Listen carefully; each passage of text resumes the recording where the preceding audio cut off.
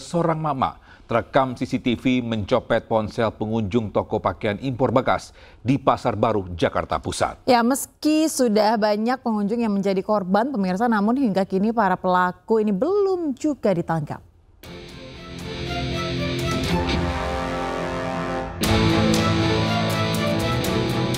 Sambil berpura-pura memilih baju, seorang wanita mendekati pengunjung lain di pusat perbelanjaan Metro Atung Pasar Baru.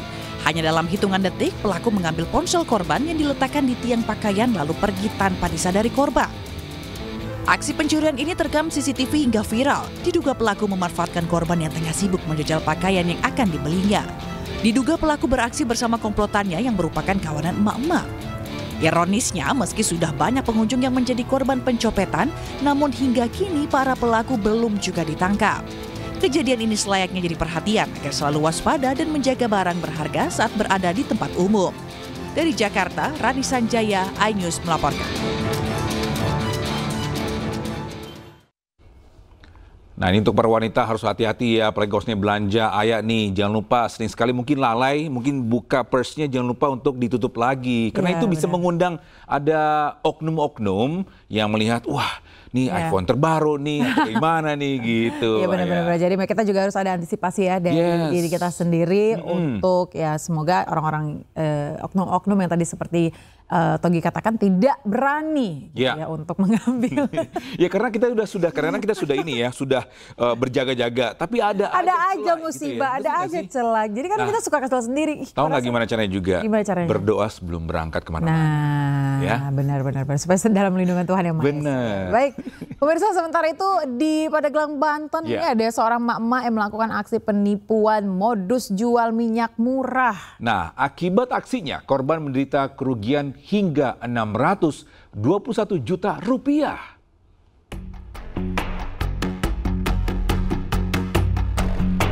Polisi menggelandang Sri Rahayu 30 tahun karena melakukan aksi penipuan hingga 3 korban mengalami kerugian hingga ratusan juta rupiah di Pandeglang.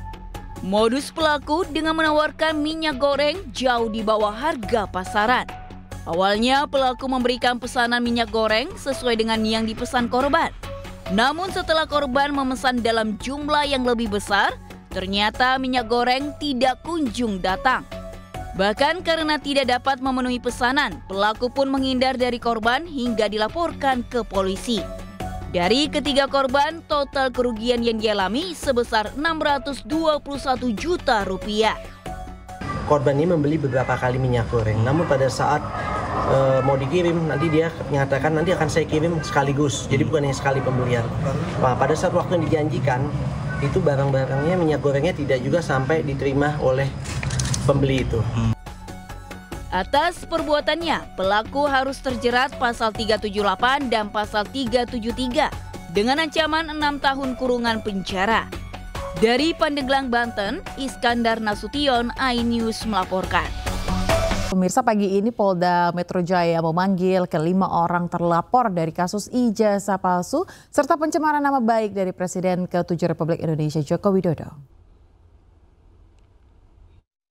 Ya, ke-5 orang terlapor, beberapa diantaranya mantan Menpora Rosuryo, ahli digital forensik Rismon Sianipar, Dr. Tifauziah, wakil ketua tim pembela ulama dan aktivis Rizal Fadilah.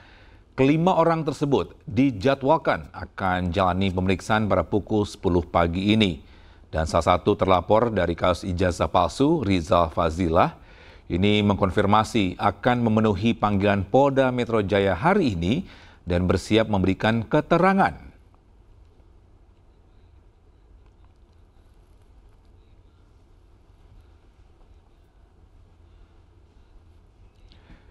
Ya, dan bisa informasi terkini dari Polda Metro Jaya akan disampaikan oleh jurnalis iNews Camar Hainda ya. Ya, selamat pagi Camar, apakah saat ini terlapor sudah hadir di sana? Silakan dengan laporan Anda. Ya, baik, selamat pagi Togi, Ayah dan juga pemirsa. Yang seperti tadi Togi sampaikan bahwa hari ini ke-5 terlapor atas kasus isu ijazah palsu Presiden ke-7 Republik Indonesia Joko Widodo.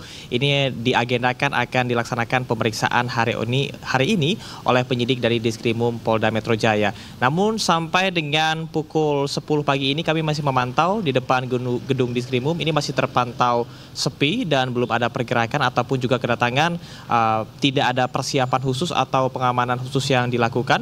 Namun dapat kami sampaikan bahwasanya dari kelima nama yang tadi Togi sampaikan, ada satu nama yang sudah memberikan konfirmasi kepada awak media bahwa akan hadir pada hari ini melaksanakan pemeriksaan, yakni atas nama Rizal Fadilah selaku Wakil Ketua Tim Pembela Ulama dan juga aktivis yang akan diagendakan sebetulnya pada pukul 10 pagi ini untuk bisa memberikan keterangan, dan dirinya juga sudah mempersiapkan sejumlah bukti, diantaranya adalah video-video dari para ahli yang menyatakan dan juga memberatkan bahwasanya ijazah Jokowi beserta dengan skripsi Joko Widodo ini tidak valid karena ada sejumlah bukti yang sudah disiapkan, diantaranya adalah nomor registrasi dari ijazah kemudian juga dari skripsi yang disiapkan. Meskipun begitu, pihak dari UGM ini sudah mengkonfirmasi bahwasanya ijazah dan juga skripsi Jokowi adalah asli. Namun tentunya hal ini akan dibuktikan di depan penyidik, dan beberapa hal lainnya seperti yang tadi disampaikan, ada satu nama lain, yakni atas nama Kurnia Triroyani, satu dari kelima nama yang sudah dilaporkan oleh Jokowi pada April 2025 kemarin. Kemudian juga untuk pemeriksaan sebelumnya, di mana Rizal Fadilah ini sempat mendatangi Barreskrim Polri, namun sebagai pelapor pada Selasa 6 Mei kemarin atas laporan yang ia ajukan atau aduan masyarakat pada Desember 2024. Sebelumnya Jokowi juga sudah melaporkan dan untuk pertama kalinya membawa kasus ini ke ranah hukum dan juga melaporkan ke Polda Metro Jaya pada 30 April 2025. Selain nama-nama tadi, juga ada nama Roy Suryo, kemudian juga ada Rismon Hasiholan Sianipar dan juga Dr. Tifa yang juga dilaporkan. Seperti diketahui bahwa nama-nama tersebut ini cukup vokal untuk menaikkan isu ataupun juga memberikan pernyataan bahwa Jokowi memasukkan ijazah dan juga memasukkan skripsi. Sementara untuk konteks umum dari kasus ini, seperti yang kita ketahui bahwasanya dimulai dari 2023 sampai dengan 2025, namun baru kali ini kasus ini dibawa ke ranah hukum. Dan setelah pemeriksaan ini nantinya akan dilakukan pemeriksaan lain kepada saksi-saksi di luar dari 5 nama tersebut. Sementara demikian, Togi dan juga Ayah. Baik, terima kasih Camrahenda atas informasinya melaporkan langsung dari Polda Metro Jaya. Selamat bertugas kembali.